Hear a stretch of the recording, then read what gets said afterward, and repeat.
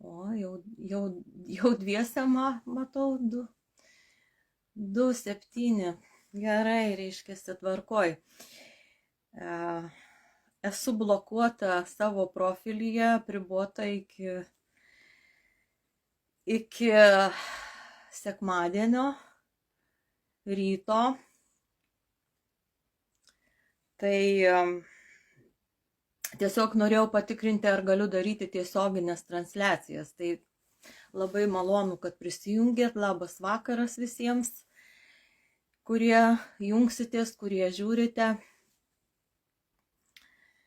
Esu, kas dar manęs nepažįsta, šios grupės administratorė vardan išlikimo Kristina Olechienė. Kaip daugumai jau galbūt žinoma, kandidatuoju į Šakių rajono savivaldybę. Ir esu nepartinė, tik tai priglausta esu, kaip mūsų komanda yra priglausta po regionų partijos sparnu. Tai yra Pinskuvienės ir Pinskaus partija. Galbūt, kaip sakyti, man irgi galbūt daug yra, kas ir tinka ir netinka, bet užtat ir į partiją neinu. Noriu vis dėlto išlikti nepartinė, niekam nenoriu duoti įsipareigojimų, jokiam partijom, todėl einu kaip kad ir komandoje, bet esu ir kaip partijai nepriklausau nei jokiai. Tai va, apie ką norėjau pakalbėti. Šiaip tai mane jaudina jau kelios dienos, savaitė, gal antra, labai noriu priminti ir kartu su jumis prisiminti tą garsųjį Šakalienės įstatymą, kur aš jį vadinu vaikų grobimo įstatymu. Jis atrodo lyg tai toks aptilęs, bet iš tikrųjų tai nėra jis taip jau nutilęs, vis karts nuo karto išlenda informacija apie šitą vaikų vis dėlto pasisavinimą, nusisavinimą. Čia buvo Darius Trečiakauskas pasidalinęs Eglės iš Kauno, atsimena tą istoriją, kur tiesiog buvo ir teismai ir norėjo vienu žodžiu apriboti ir paimti vaikučius iš šitos šeimos. Kaip aš sakau, iš manęs, jeigu gyvenčiau, toks įstatymas būtų priimtas tuo laiku, kai aš auginau vaikus, manau, irgi būtų iš manęs atėmę tuos vaikus. Aišku, ten mušti galbūt ir nebuvo tokių dalykų, bet būt prie daug ko prisikabinę jie, vienu žodžiu. Tai va. Aš sakyčiau, čia sako, kaip Eglė įsireiškė vaikų teisių tarnyba, tai kaip šeimos policija. Aš turbūt įvardinčiau šiek tiek kitaip, tai ne šeimos policija, o sakyčiau, tai policinis įrankis, instrumentas susidoroti su šeima. Tai yra vaikų teisių tarnyba. Va toks yra instrumentas, policinis įrankis susidorojimui su šeima. Nieko asmeniško iš jų pusės tikrai nėra. Tai tik verslas. Į šitą visą įstatymą, kaip ir į daugelį kitų, reikia žiūrėti kaip į verslą. Tiek su elektros privatizavimo, tuo atseit nepriklausomų tiekėjų įstatymų, nieko nėra daugiau.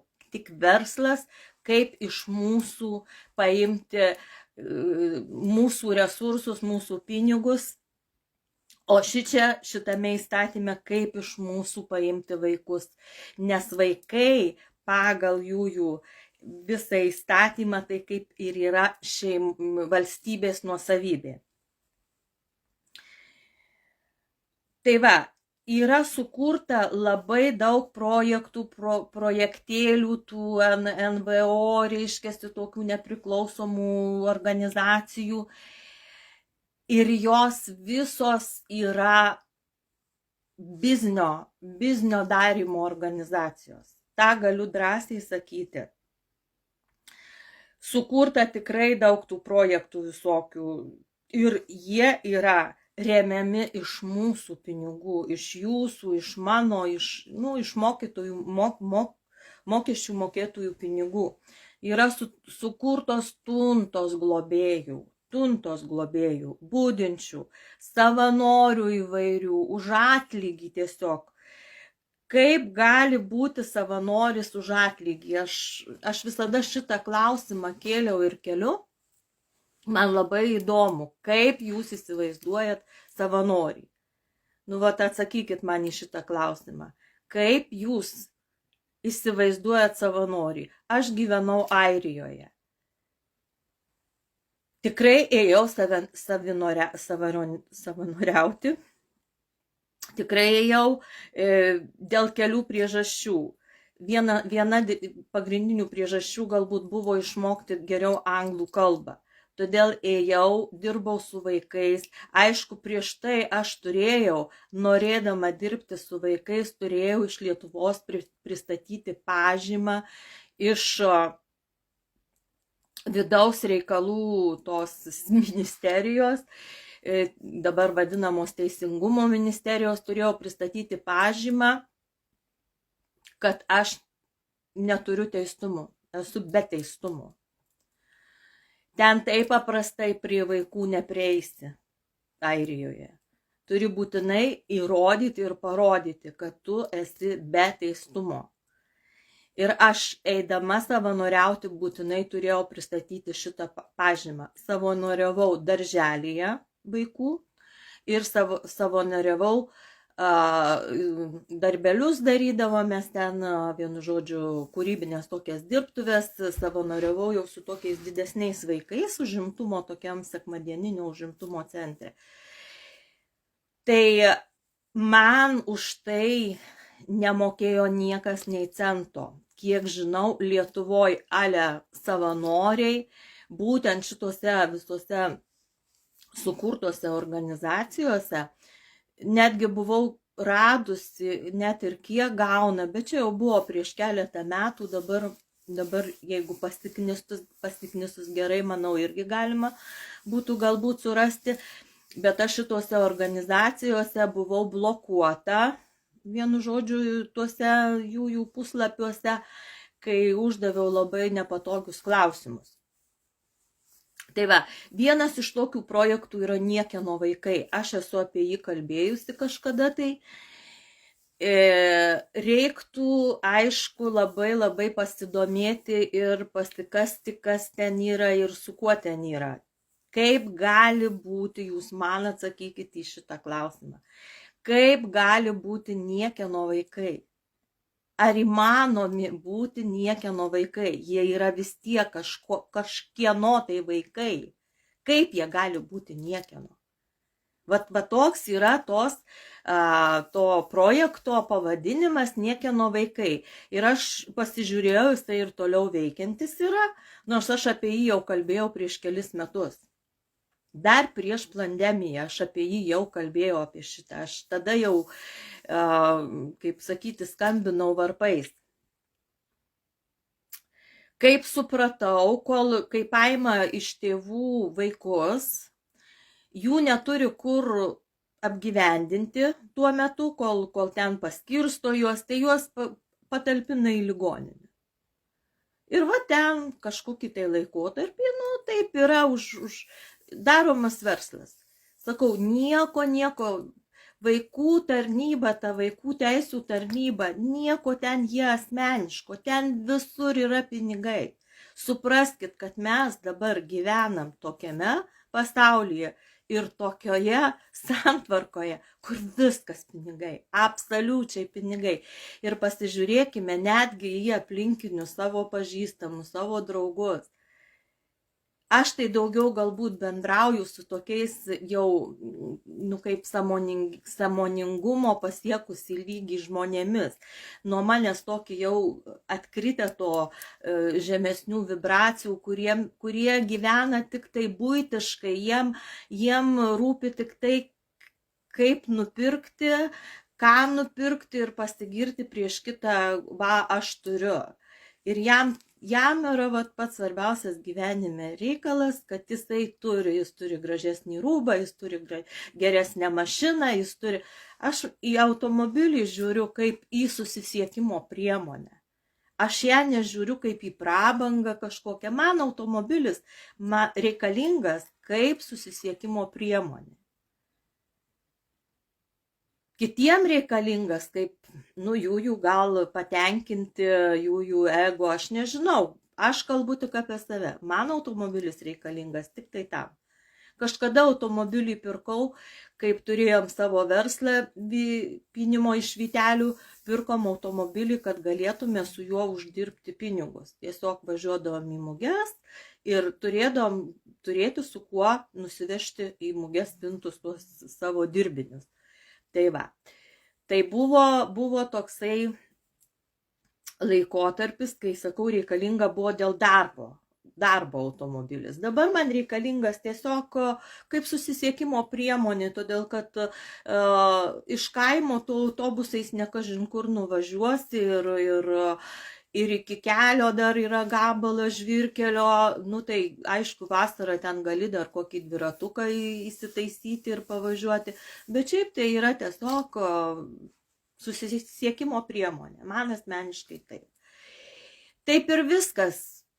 Turiu stogą ant galvos ir man ta kokia tai prabanga, jinai man malonu galbūt ten kažkur tai nueiti, pabūti, išvažiuoti, pabūti kažkokį tai laiką apsuptai tokios kaip ir prabangos, bet namuose man tai nėra labai svarbu, kad aš turėčiau čia prabangiai pas mane viskas būtų. Man yra svarbiausia jaukumas. Ne prabanga, bet jaukumas. Gali būti prabangiausi namai, bet jie gali būti šalti, visiškai nesvetingi, šalti tie namai. Man svarbu yra šilti, svetingi namai, kur žmonės gerai jaučiasi atėję pas tave, kur tu gali pavaišinti savo duoną, savo iškeptų pyragų ir šiltai nuoširdžiai pasikalbėti. Man tokie namai yra artimi, bet ne prabangus, kur ten vilos pastatytos su bokšteliais, su visko. Esu tokia, kokia esu, kaip pasakyti. Tai va, grįžtant prie tų niekieno vaikų, tai aš tikrai noriu jūsų paklausti, kaip jums tas visas pavadinimas niekieno vaikai. Jie yra kažkokių tai tėvų, kurie juos pagimdė, mama pagimdė, kažkur tai prisidėjo ir tėtis prie to proceso. Galų gale kaip jie gali būti niekieno vaikai, ką jie iš niekur atėję. Aš suprantu, jeigu pradės, kaip čia buvo praėjusi informacija, juos auginti inkubatoriuose, tai ko gero tada tai bus jie niekieno vaikai, nes jie bus užauginti inkubatoriuje. Bet ir tai, o iš kur vis dėlto ims tas, kaip čia pasakyti, sėklas pasėti į tuos inkubatorius, tai kažkaip reikės. Irgi, kažkur vis tiek turi būti sąlytis vyro ir moters tos sėklos suėjimas. Tai vėl, kaip pasakyti, gal neina pasakyti, kad tai yra niekieno vaikai. Ir iš šito aš būtent matau tą, kad yra vėl veriami Overtono langai, kaip ir tai pačiai pedofilijai, kaip ir tam pačiam zoofilijai, kaip ir dabar kuo daugiau, tuo garsiau jau girdisi, kad jau Vokietijoje bando ten įteisinti zoofiliją ir tokių pasakoja vaizdžiai, kaip ten moteris geriau jai šuniuką turėti ir su šuniuku mylėtis, negu vyrą turėti. Aš ką matau, vyro statusas iš viso yra taip sumenkinamas paskutiniu metu. Visokie projektai, lygių teisių visokie. Nebūsim mes lygus, nebūsim mes lygus, niekaip. Moteris yra moteris, vyras yra vyras. Nebūsim mes vienodi ir lygus. Vyrai gali vieną, mes galim kažką kitą. Ir tame ir žavesys, kad mes esame ne toj lygybei. Kad mes esam, kaip aš sakau, vyro statusas turi būti šiek tiek netgi šeimoje, pačioj šeimoje aukščiau už moters, nes gal ne tiek aukščiau, bet, kaip sako, vyras galva turi būti, moteris kaklas. Ir moteris tiesiog tą kaklą gali išmintingai pasukti, kur jai reikia. Bet pas mus dabar yra atvirkščiai, moterys bando bėgti priekyje vyrų. Bet išteka tai už vyro, ne prieš vyrą atsistojusi išteka. Net žodis rusų kalboje zamužam irgi zamužam išteka, teka, išteka. Reiškiasi, kaip upė jinai teka paskui vyrą, ne prieš vyrą jinai teka. Ir šitas yra pas mus labai labai pažeista. Ir sakau, visuo kuo, taip viskas norima, bet čia pasiduodame žmonės, pasiduodam šitam jų suniveliavimui, visako suniveliavimui pasiduodam. Mesgi patys. Kodėl dabar, kai tas įstatymas buvo, aš buvau irgi mitinge tada, kaip jį ten ruošė priimti, ne jau jisai buvo priimtas, aš tik buvau grįžusi iš Airijos. Ir važiavau į Vilnių, į tą mitingą, ten tada ir Eglė buvo, kur buvo atimtas vaikutis, tada visas tas procesas kaip tik vyko ir teko su Egle man susipažinti po mitingo tiksliau. Aš tada tiesiog pasibaisėjau šituo įstatymu, bet iš kitos pusės panašus įstatymai yra priimti visoje Europoje. Ypatingai, kiek mes žinom ar ne, Norvegijoje šitas labai kietas įstatymas yra ir jis pas mus, jo pagrindas irgi priimtas Norvegijos. Iš Norvegijos jisai perimtas su kažkokiais biški padailinimais galbūt, apšlifavimais, bet yra tas pats įstatymas praktiškai įkeltas į mūsų.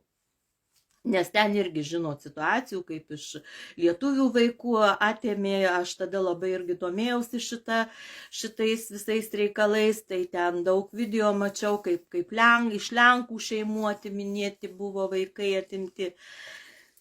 Vien už tai, kad tėtis palydėdavo, kažkaip ten buvo šeima, kad mama mirė ir jam liko jisai auginti vaikus vienas, kito šanso ir nebuvo, kaip tik tai vienam auginti vaikus ir jis turėjo ten, man atrodo, tris dukrytes. Ir vienu žodžiu, dukrytę pabučiavo prie vartų, prie mokyklos, vienu žodžiu, ten per vartus, jau iki vartų palydė, ir pabučiavo mergaitę ir iš to buvo toks išpūstas skandalas, kad vienu žodžiu tėvas tvirkina mergaites ir buvo iš jo atimti tie vaikai tada. Tai ten tokių filmų ne vieną žiūrėjau, ne vieną mačiau, bet kažkaip šitas įstrigo. Bet čia jau sakau, buvo prieš daugelį metų, aš dar tada Airijoje gyvenau ir jau man buvo labai įdomu šitie visi reikalai, kaip jie ėjo ir atėjo ir pas mus. Ir aišku, kad čia buvo viskas surežisuota ir dėl to matuko ir dėl visko. Mesgi matom dabar, kaip tas melas tiesiog virsta į paviršių, tiesiog veržiasi kaip pūlinys, viskas, ką ką nuo mūsų kaip gražiai tipo užslėpė, dabar viskas verčiasi į viršų. Ir man tikrai ne vis tiek, kas bus su Lietuva, kas bus su Lietuvos vaikais, nes Lietuvos vaikai tai mūsų ateitis, jūsų visų ateitis, mūsų visų ateitis. Tai kokius mes dabar užauginsim vaikus, kokį jie užaugs, tokia bus ir ateitis. Ir kuo mes juos daugiau apsaugosim nuo šitos įtakos dabar, mes turim, tikrai tėveliai turi labai labai susimastyti, kas dabar vyksta, kas eina į mokyklas. Aš aišku matau išeitį kūrimui alternatyvių mokyklų. Tiesiog kurti alternatyves mokyklas, bet žinoma, kol kas tų alternatyvių mokyklų tikrai niekas nerems, jos bus tik tai privačios. Bet yra tikrai tokių tėvelių, kurie ir užsimokau ir už tas privačias, pas mus čia Kazlų Rūdoj, visai netoli yra Kardokų mokykla, kas nežinote, pasidomėkite, Kardokų gamtos mokykla, į kurią tiesiog yra norinčių labai daug papulti ir negali ten tiesiog priimti tų vaikų. Aš nežinau, bandysiu, jeigu aš papulčiau ten į mūsų savivaldybę, tai domėsiuosi šituo visų klausimu, kaip galima būtų mūsų rajone kažką tai galbūt irgi panašaus įkurti, kad žmogus turėtų kažkokią tai alternatyvą. Dabar yra mokyklos labai labai stipriai sustambintos. Aš pati dirbau mokykloje, klasės perpildytos. Žinokit, jeigu yra klasėje 30 mokinių, tai jūs galite įsivaizduoti, koks ten yra mokymosi lygis tokioj klasėje. 30 mokinių klasėje. O irgi tai daroma sumetimais taupimo. Šitą puikiai žinau. Tiesiog sutaupo ant klasių, ant mokytojų, reiškiasi, automatiškai užtenka vietoj 3 auklėtojų, užtenka 2 auklėtojų, nu ir taip toliau, ir mokytojų automatiškai mažiau reikia ir taip susitaupo biudžetas mokyklos. Tuo labiau ir mokytojams tokiose klasėse dirbti yra košmaras. Aš tikrai dirbau, jeigu atvirai pasakius, aš į tą valstybinę mokyklą niekaip nenorėčiau grįžti. Tikrai nenorėčiau ten grįžti. Ten, į mažą mokyklėlę eičiau dirbti su malonumu, į nedidukes mokyklėlės. Čia pas mus kaime irgi buvo Baltrušių mokykla, Barzdų buvo mokykla.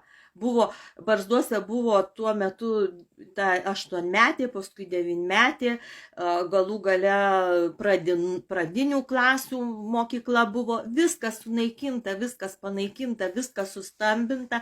Aišku, tai yra paprasčiau, autobusų vežioja, bet visiškai neįdomu, kad tie vaikai, kai kurie turi kelti 6 valandą ryte ir per pirmas pamokas jie tiesiog sukritę ant suolų miega. Tai sakau, man teko dirbti. Jie tiesiog miega, jie 2 pamokas, pirmas praktiškai yra visiškai apsnūdimo būsenoje. Tikrai taip yra. Mano tokia patirtis. Tu įsivaizduojat, kada reikia suvežti iš visų aplinkinių kraštų.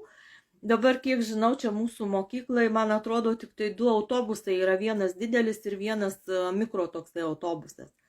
O reikia suvežti iš Barzdų, ten, man atrodo, iš Antanavo dar kažkiek veža.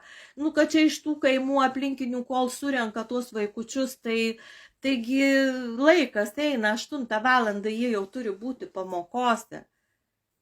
Šiaip galėtų būti šiek tiek ir laikas pavėlintas, kodėl būtinai 8 valandą turi tie vaikai. Aš atsimenu, mano laiku mes eidavom 9 valandą, mokyklos pradžia buvo. Aš pati ėjau į kaimišką mokyklą, buvo labai toli eiti, jeigu nebūdavo autobuso pravažiuojančio ten, mus nuvežančio, tai ten pradinė mokykla buvo ir aš turėdavau eiti apie 5 kilometrus iki tos mokyklos. Dar vienu žodžiu, man panašiai 2 kilometrai būdavo prieiti iki to kelio ir dar tuo keliu eiti kažkur 5 kilometrus. Bet mes susidarydavom būrys vaikų, mums ten būdavo smagu ir pareiti, ir nueiti, ir pareiti. Mes ten be krykštaudami visada labai draugiškai eidavom ir pareidavom iš tų. Labai gražus atsiminimai iš tų laikų yra. Ir kiek prabūdavom grynam ore ir tikrai, nežinau, to sirgimo kažkiek buvo, kaip ir visi vaikai. Ir dar ką norėjau papasakoti, čia kažkada komentarę parašiau, kad aš gyvenau be elektros ir teko man uniformą, mano gal kas atsimenat, kas nešiojo tokias flisuotos vadinosi uniformos, tokiais smulkiais flisiukais, ir tą uniformą reikėdavo išsilyginti, tuos fliselius reikėjo išsilyginti kiekvieną savaitę, bent jau vieną kartą reikėdavo išsilyginti. Bet pas mus pamokos vykdavo ir šeštadieniais. Mes neturėdavom šeštadienių laisvų ir būdavo laisvas tik sekmadienis. Tai aš sekmadienį lygindavausi tą uniformą. Aišku, buvau pionierė, bet ten nieks neklausė, ar tu nori būti, ar tu nenori, spaliukų ir pionierium tu turėjai būti. Nors paskui buvai priverstas ir tuo komjaunuoliu tapti, nes tada parašydavo labai neigiamą tą charakteristiką stojimui, kažkur tai jinai trukdydavo. Tai mes ir į tuos komjaunuolius kažkaip tai sustodavom. Bet į pionierius tai ten net nieks neklausdavo, tiesiog liepdavo nusipirkti kaklaraištį raudoną ir mes užsirišdavom tuos kaklaraiščius. Tai tą kaklaraištį reikėdavo gražiai įsilyginti. Aišku, reikėdavo baltus tuos vadindavom kalnieriukai ir manketukai. Būtent tas ant rankogalių dar dėdavosi tokį balti, kuriuos reikdavo įsiskalbti, aš dar būdavo ir apsimegsdavau juos baltais siūliukais, išmokė mama megzti su tuo vašeliu ir aš apsimegsdavau tuos kalnierukus, dar buvau ir nusimezgusi tų tokių irgi vašelių iš iriso siūlų. Tai reikėdavo viską išsiskalbti, susitvarkyti, aišku, žurstai irgi buvo 2 rūšių, kaproninė ir tokie medžiaginiai dar buvo, tai tą medžiaginį irgi lyginti reikėjo, kaproninis tai jisai nesiglamžydavo, kas atsimenat.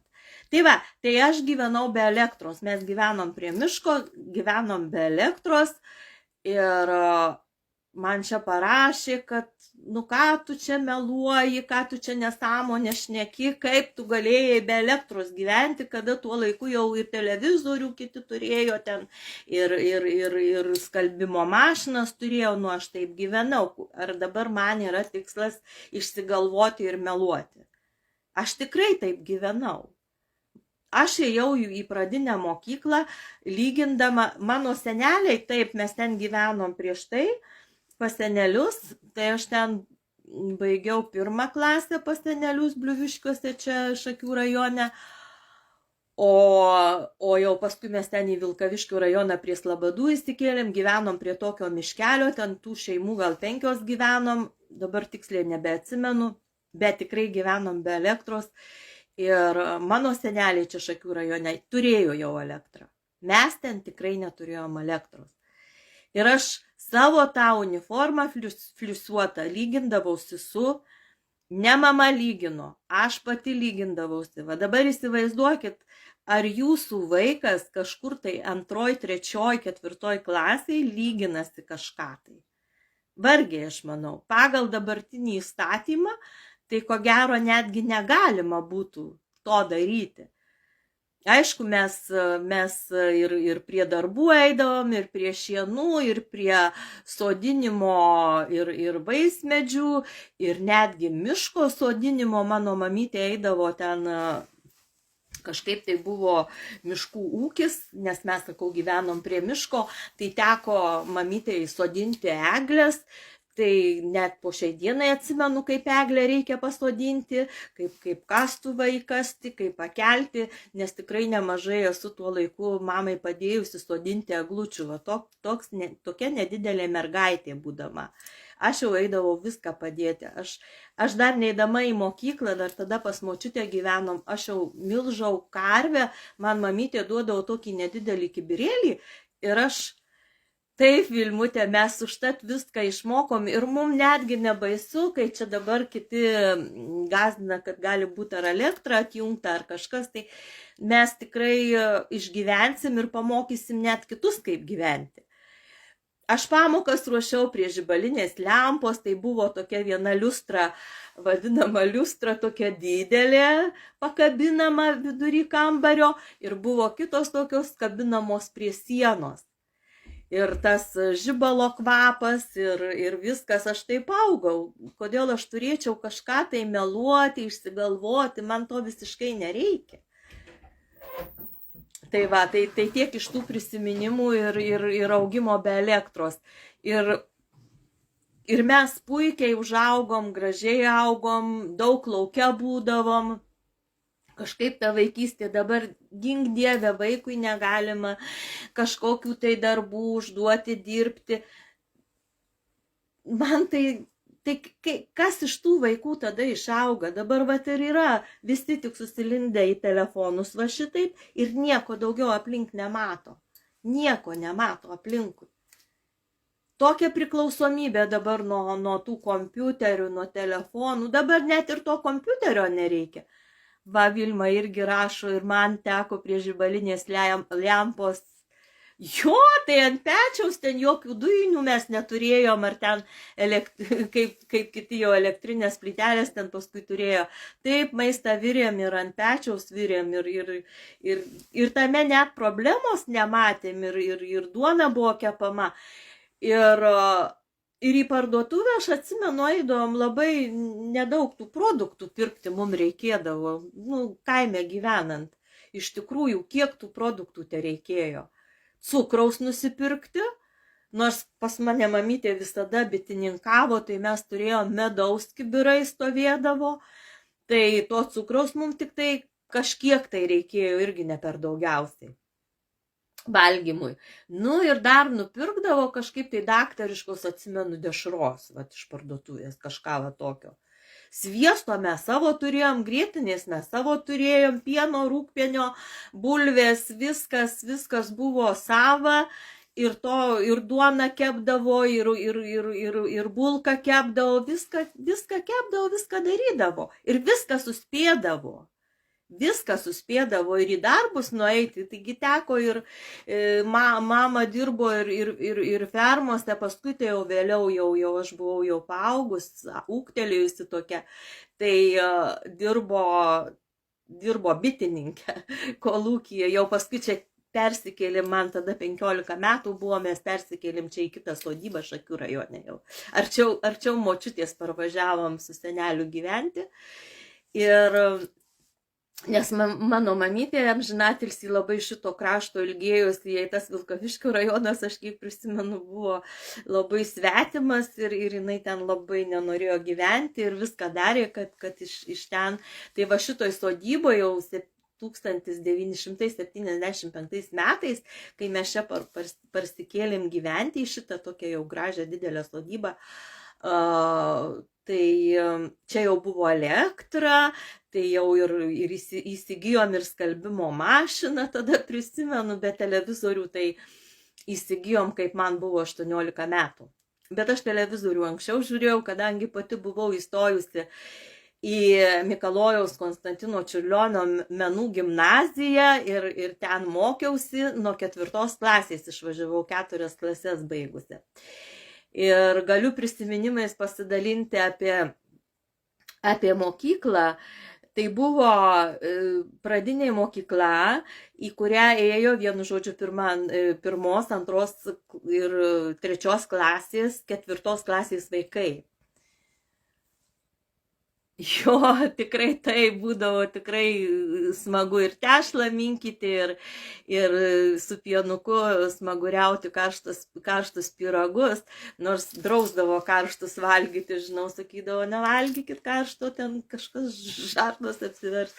Vienu žodžiu, tai taip, ir prisimenu, kaip duoną močiutė padarydavo, tai man leisdavo piešinukus tokius nupiešti su šakute, aš ten tokius įbrėžimus, ornamentus tokius išpieždavau. Tai va, tai šitoj mokykloje buvo 4 klasės ir buvo taip, pirmokai mokėsi kažkaip įdomiai, pirma, 3 ir 2, 4, va tai buvo suskirstyta. Ir mano mokytojai buvo pradiniai toj mokykloje, kurie jau į Slavadus, buvo vyrai, 2 vyrai buvo. Vienas tas vyriškis jaunesnis, vienas toks žilas buvo jau, o kitas buvo jaunesnis, tai buvo su tokiu šituo mažojo pirštelio labai ilgu nagu. Ir jis tai taip ateidavo ir ten, jeigu kažką tu ar ne tai padarai, tai jisai su tuo nagu tau rodydavo. Bet atsimenu ir užpildavo, jeigu ką, su lasdelė kažkam per galus, per pirštų galus gaudavo. Tie tokie nepaklusnieji, kaip dabar atsimenu.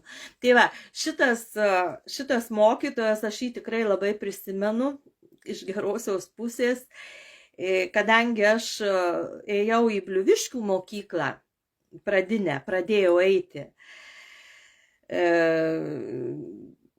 Sparvinių, man atrodo, taip vadinosi ta mokykla, Šakių rajone, tai kai gyvenom pas močiutę.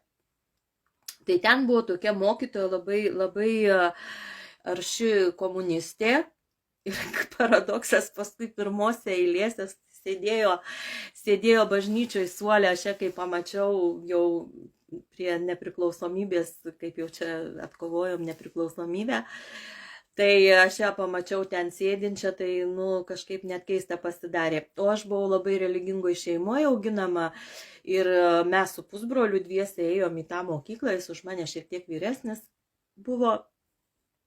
Ir aš atsimenu, mus tą mokytoją tiesiog įsistačiusi prieš klasę iškoneveikė, kad mes čia esam davatkų vaikai ir labai negražiai tada su mumis pasielgė. Ir kažkaip tai ta mokytoja kažkaip man visada tuos, kad aš ir kaip besistengčiau, man labai mažino pažymis. Kažkaip aš ten kažkokius 3 gaudavau, žinau, ir verkdavau per dienas, aš atrodo, jau taip gražiai parašiau, jau taip gražiai padariau. Ir būdavo tas pažymys man kažkoks mažesnis ir mažesnis. Ir po to, kai jau aš pakliuvau pas tuos vyrus mokytojus į tą mokyklą pradinę, mano pažymiai pakilo visiškai iki 5 ir aš tapau šitoj mokykloje pirmūnė. Vienintelė man nesisekė pamoka, tai rusų kalba, su kuria aš į Vilnių išvažiavau labai silpnai mokėdama ir man ten mokytoja irgi taip kažkaip tai gailėdavosi manęs, kad aš jos nemoku taip, kad aš esu jau čia iš kaimo atvažiavusi, tai kitiem liepdavo pasakoti ten, ką perskaito, o man leisdavo jau tik paskaityti. Tai iš kitos pusės, kaip dabar pagalvoju, tai nereikėjo tų man nuolaidų daryti, būčiau greičiau išmokus. Užtai dabar labai gerai moku. Tai va, ir kažkaip apie tą dabar užsiminiau rusų kalbą. Tai man yra iš vaikystės irgi išlikęs tas toksai girdėtas pasakymas, tokia frazė, kad kalbų ant pečių nenešiosi, kad jų kuo daugiau išmokti tų kalbų. Ir dabar kaip bandoma kaip ir uždrausti rusų kalbą, kurią be abejonės kalba praktiškai visi, aš jau nakart kalbėjau, kalba visi ukrainiečiai praktiškai tą kalbą, jie net savo kalbos nemoka normaliai kalbėti ukrainiečiai. Ir bandys išimti ir iš mokyklų tą kalbą, o aš taip manau, kad mes turėtume mokėti savo kaimynų kalbą susikalbėti, mokėti kaimynų kalbas. tą pačią ir Lenkų ne pro šalį išmokti, kurią aš irgi šičia toj sodyboje jau gyvendama, kaip parsikraustė tėvai iš Šakių rajoną. Aš išmokau, kaip įsigijom televizorių ir žiūrėdom lenkiškas programas, aš tada išmokau lenkų kalbą. Ir aš labai dabar esu patenkinta, kad kažkiek moku anglų kalbą, kažkiek moku lenkų kalbą, puikiai kalbu rusiškai. Tai man tik prideda, nes aš tada laisvai galiu jausti su bet kuriuo žmogumi ir kažkur dabar skaičiau paskutiniu metu, kad 200 ar 87 milijonai, kas tiksliai žinot, parašykit, aš galbūt šiek tiek klaidžioju ir klystu, bet visai neseniai praėjo informacija. Labas vakaras, Janina. Praėjo informacija, kad 287 milijonai kalba rusų kalba pasaulyje, reiškia, tiek žmonių kalba. Ir dabar taip tą kalbą visiškai išmesti iš mūsų, kaip sakyti, kad mes ją mokėtume ir kaip čia sako mūsų rusai priešai, tai šiaip tai reikėtų priešų kalbą mokėti iš tikrųjų. Sako, mokėk priešo kalbą ir klausyk, ką jisai kalba. Ką tu žinosi, tau reikės vertėjo, kad tu sužinotum. Tave paims į nelaisvę, daleiskim, ir tu nežinosi, ką net tavęs klausia. Ne, čia toks biškai pajuokavimas. Tai va, tai kas apie kalbas? Tai va, ėjau aš į tą mokyklą ir esu labai dėkinga tam laikotarpiu, kad gyvenau ir su angliniu lygintuvu lygintis teko rūbus ir pačiai rankomis įskalbti savo rūbus teko. Tikrai tada žmogus užsigrūdini, tiesiog visam gyvenimui įgauni tokias nepakartojamas patirtis. Galbūt tuo metu atrodo, kad tai buvo sunku. Galbūt tu matai ten, taip, aš gyvenvietėj matydavau ir toj pačioje mokykloje elektra buvo, tokiu biški ir pavydų žiūrėdavo. Bet paskui gyvenimas mane taip surėdė man viską, kad aš išvažiavau į Vilnių, aš ir televizorių žiūrėjau, jau mokydamasi Vilniuje. 11 metų man teko įstoti į Mikalojaus Konstantino Čiurlionio meno mokyklą ir ten mokytis. Tai va.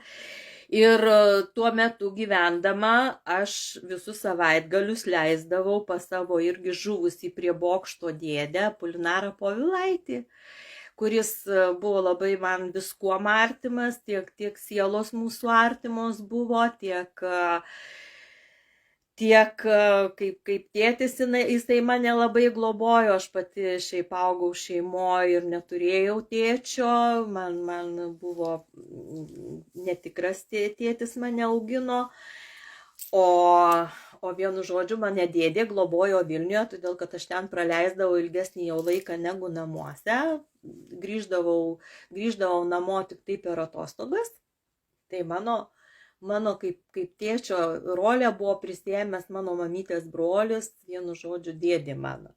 Todėl man buvo labai skauda, kaip aš jo netekau, kaip jisai buvo nušautas prie bokšto. Ir dabar kaip lenda tos visokios kitokios žinios, jūs man atrodo žinot, apie ką aš kalbu.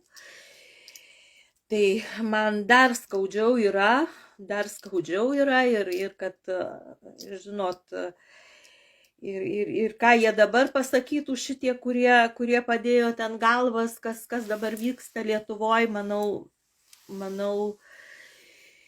tikrai jie ne už tokią Lietuvą kovojo, kuri yra visiškai per 30 metų praktiškai, kad kažkas būtų naujai pastatyta, ta prasme, aišku, logistika labai stipriai pristatyta pastatų logistinių, aplink Kauną, aplink Vilnių, apie kitus miestus tų logistinių pastatų pilna, bet ten statė tas logistinės pastatus, tai kas korporacijos statė.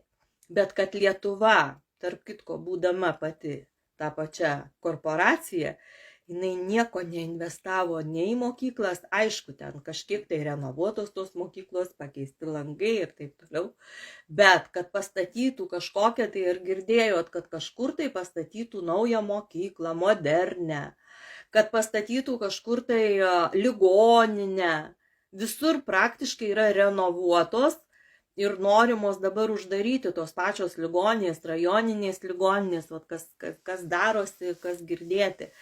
Tai vėl mes, vat, mūsų komanda eidama į savivaldą, nori šitiems visiems padaryti stop uždarimams, kad stabdyti šituos uždarimus visus ligoninių, toliau mokyklų ir taip toliau. Atvirkščiai, aš sakau, mano svajonė, tokia svajonė yra, nes ką aš matau, lietuvybė yra labai menkinama.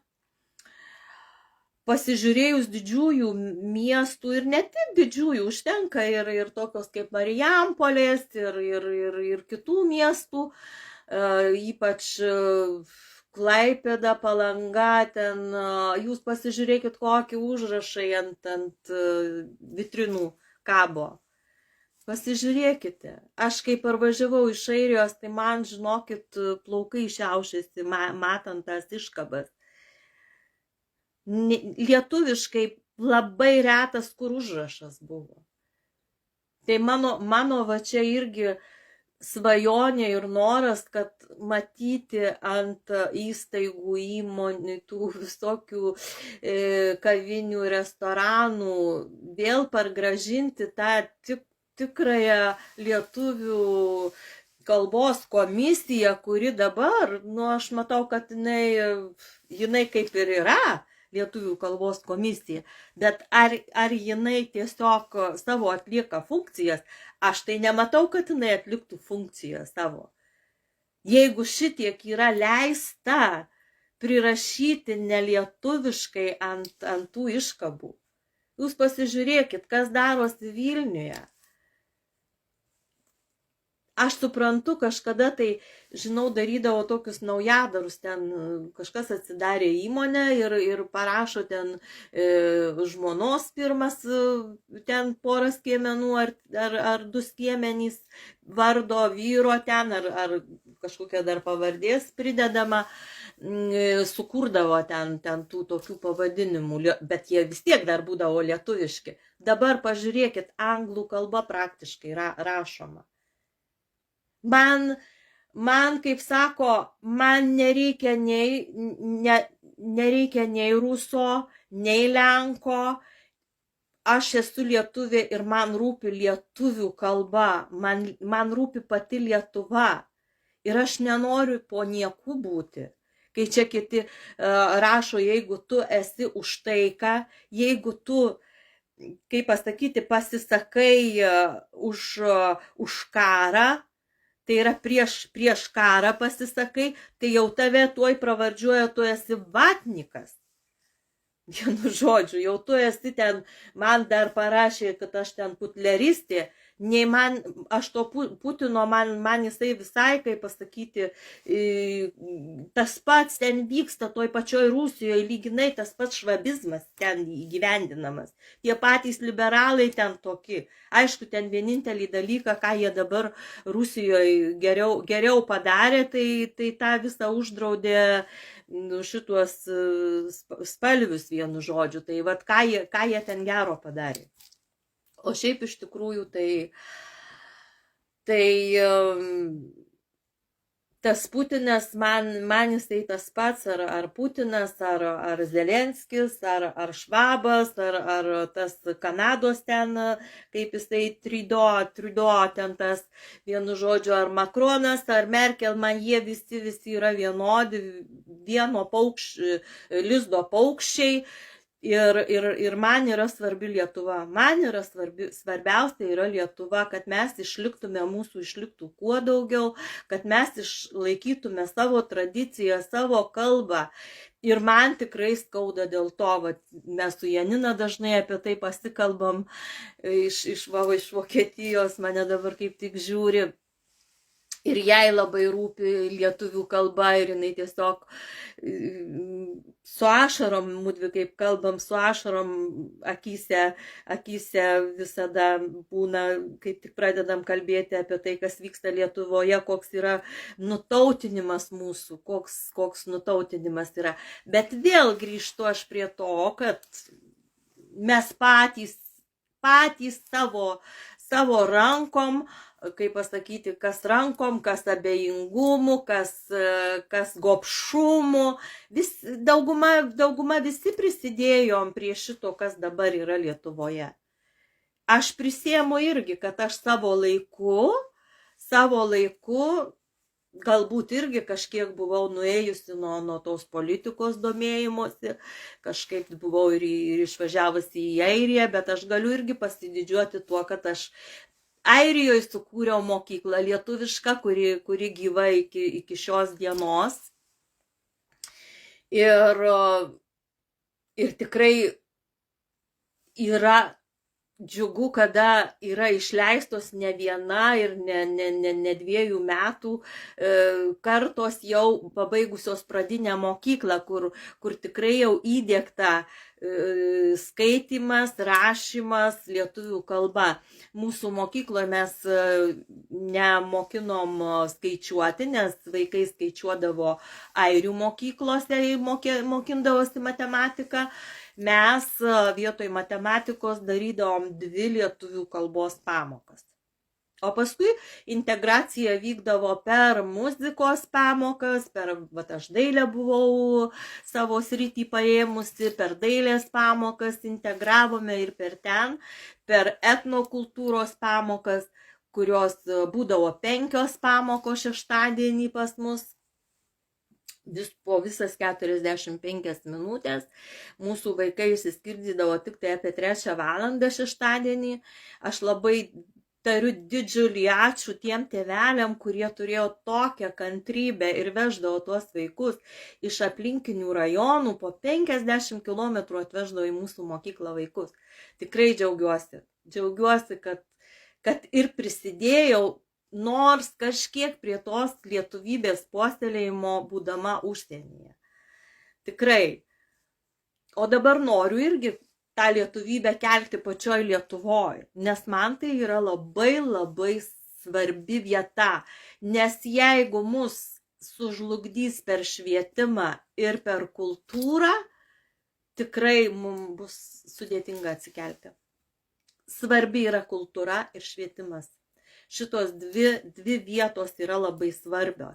Švietimas jau prasideda nuo mažo vaiko, o jūs dabar patys suprantat, kas yra mums bandoma jau kišti į darželius, į mokyklas. Va čia visai neseniai buvo skandalas, dabar kokiam tam rajone, nebeprisimenu tiksliai, lyg tai ar net ir šiuose.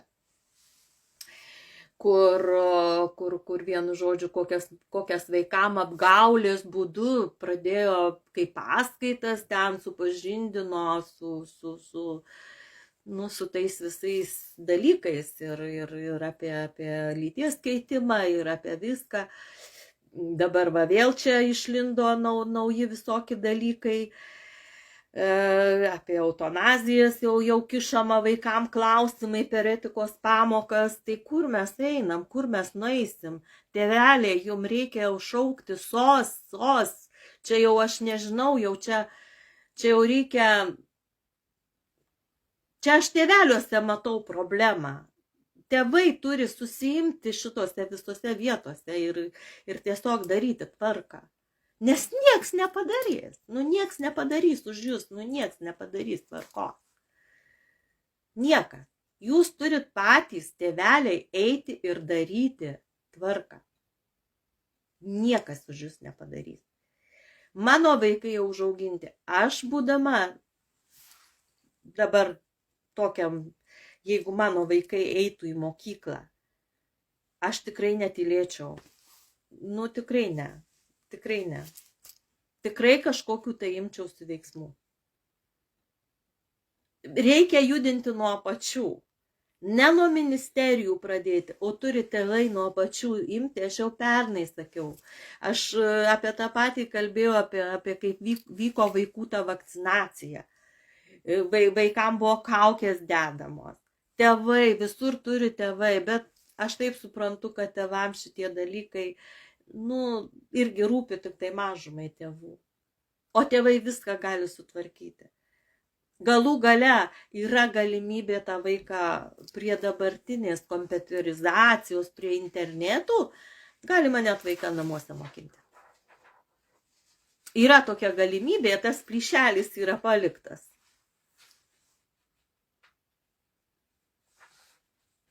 Taip, Vilmute, taip. Graudu žiūrėti į šiuolaikinius tėvelius, nes taip, jie perka tuos vienaragius su tom spalvom visom. Taip, man tas pats, aš negaliu, man eina su tom patys jaunimas, su tom tašytėm tokiom spalvingom, būtent tų spalvų, dabar jau kišama į visur.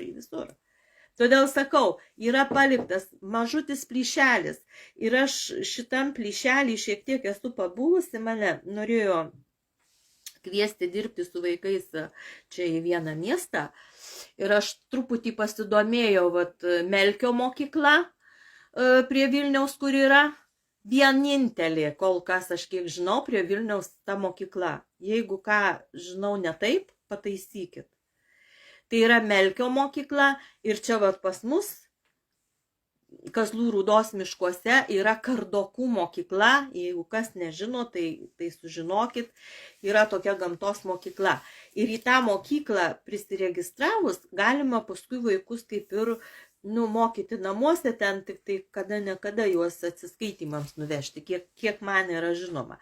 Tai aš buvau nuvažiavusi į šitą mokyklą, neteko nuvažiuoti, vis ruošiuosi, bet ko gero atėjo jau tas laikas, kaip man teks ją nuvažiuoti į šitą mokyklą, pasižiūrėti, kaip ten visas vyksta veikla toje mokykloje. Bet kiek girdėjau, tai labai yra puikūs atsiliepimai apie šitą mokyklą.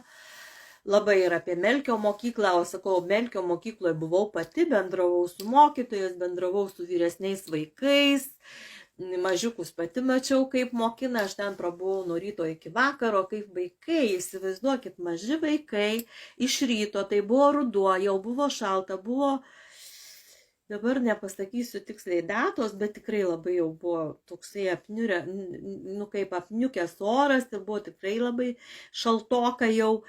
Ir vaikai visi su maudimukais, išsirikiavę, rankšluostukai ant pečių ir jie visi eina reiškiasi tokiais laiptukais į tą prūdą nusileidžia ir tiesiog niurkteli, išlipa, su rankšluostuku nusišluosto ir eina rengtis.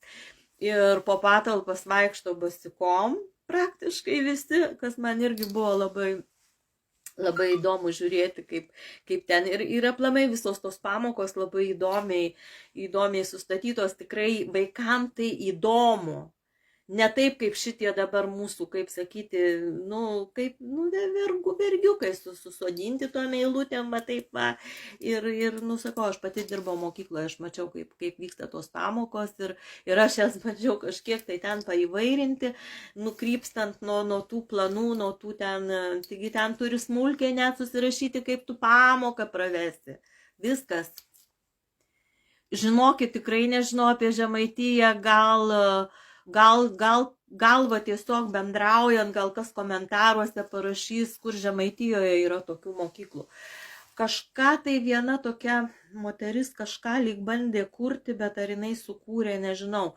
Čia galėtų gal daugiau pasakyti Giedrė ir oi, kaip dabar vėjas laukuos užsivadinęs jisai šiuo metu, vienu Gintarius. Gintarius, man kažko labai su atmintim paskutiniu metu taip užstringa kartais vardai. Gintarius. Va jie gal daugiau ten žino apie tą pusę, gal kažką girdėję yra irgi kaip mokytojai, Gal tikrai būtų labai smagu, kad tų entuziastų tokių atsirastų, nors aišku, čia tik tai šitokios idėjos gali gimti iš entuzijazmo žmonių. Nes kitaip tai, kol kas valstybė tokių neremia. Tokių mokyklų neremia. Jos yra nenaudingos šitokios mokyklos, nes jos žmogų kuria. Kuria žmogų. Ir tą žmogų irgi veda per gyvenimą, per kūrybą. Va čia yra svarbiausia. Kaip aš sakau, aš mokykloje norėčiau, pavyzdžiui, matyti sąmoningumo pamokas.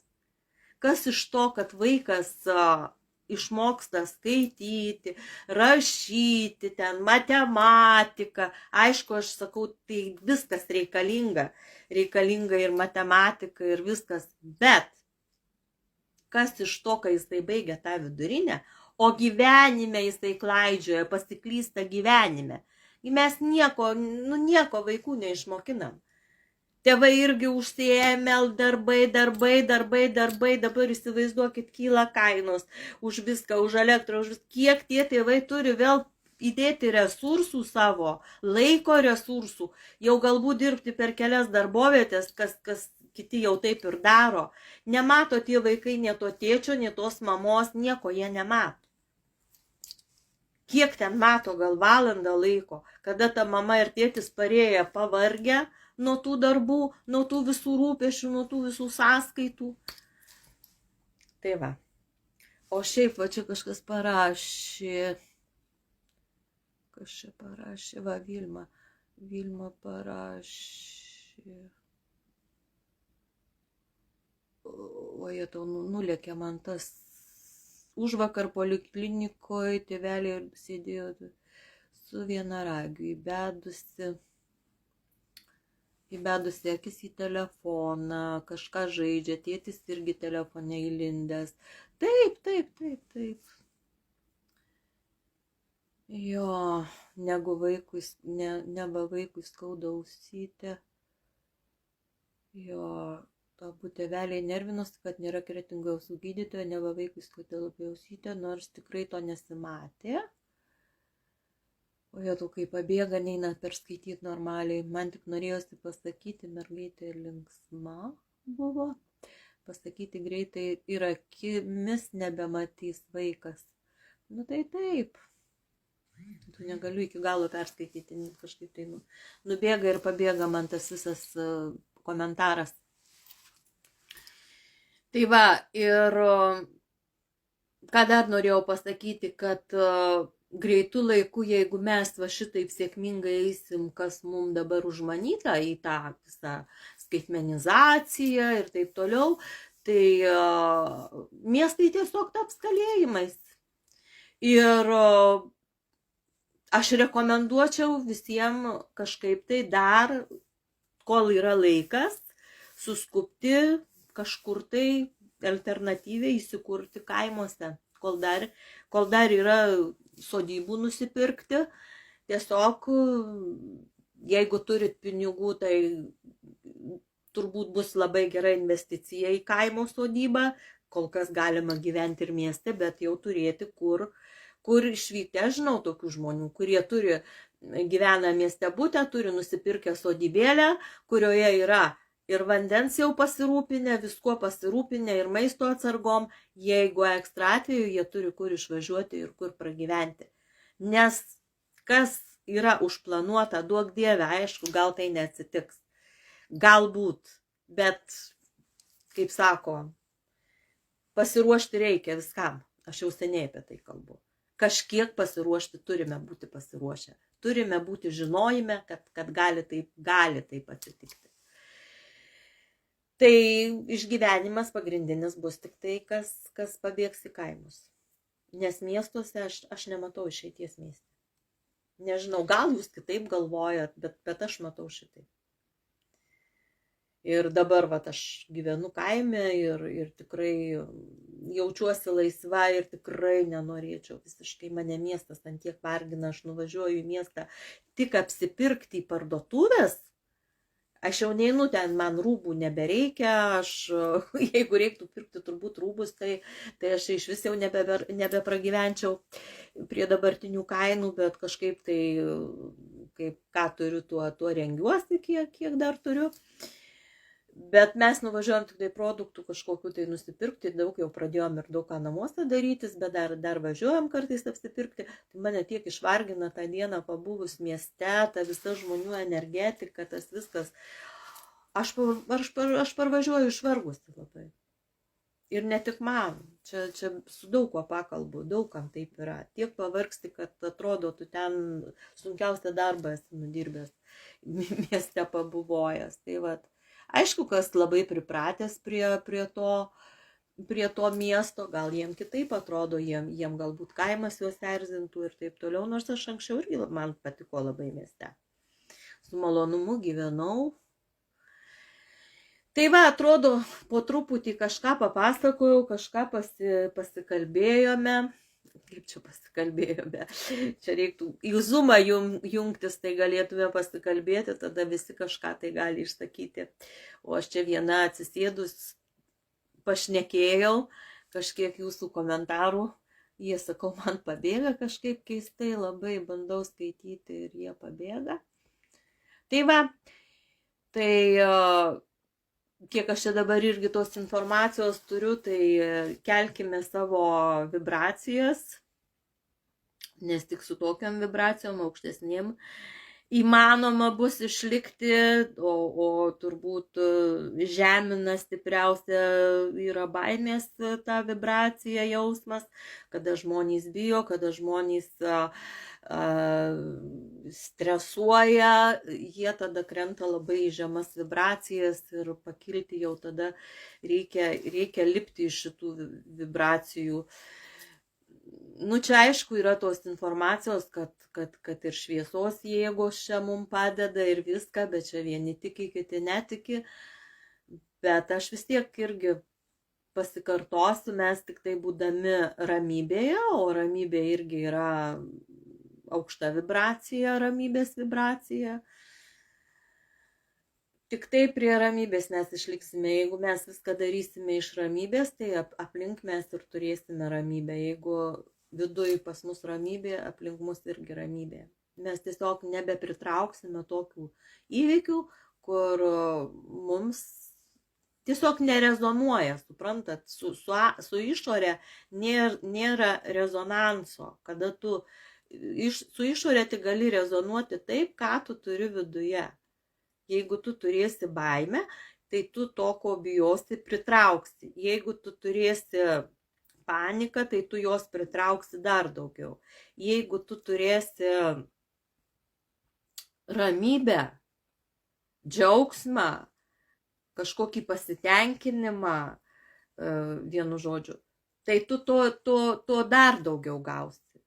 Tau ateis tokios situacijos, kad jeigu tu verksi, kad tu blogai gyveni, tai nuo to tu dar blogiau pradėsi gyventi. Jeigu tu pradėsi sakyti, kad vajazau, čia dabar man tai blogai, va čia nieks nesiseka, ten man pinigų neturiu, vienu žodžiu, sąskaitos čia eina viena po kitos, aš esu skolose. Tikrai šitaip savo viduje jaučiantis iš šitų dalykų net nepajudėsit, jeigu turėsit tokius. Čia yra sąmoningumas žmonių ir kai keli savo sąmoningumą, kai pradedi suvokti, kaip viskas vyksta visatoje, kokie yra tie visatos dėsniai. Todėl aš ir sakau, mokyklose turėtų vaikus pirmiausia pradėti mokinti nuo visatos dėsnių.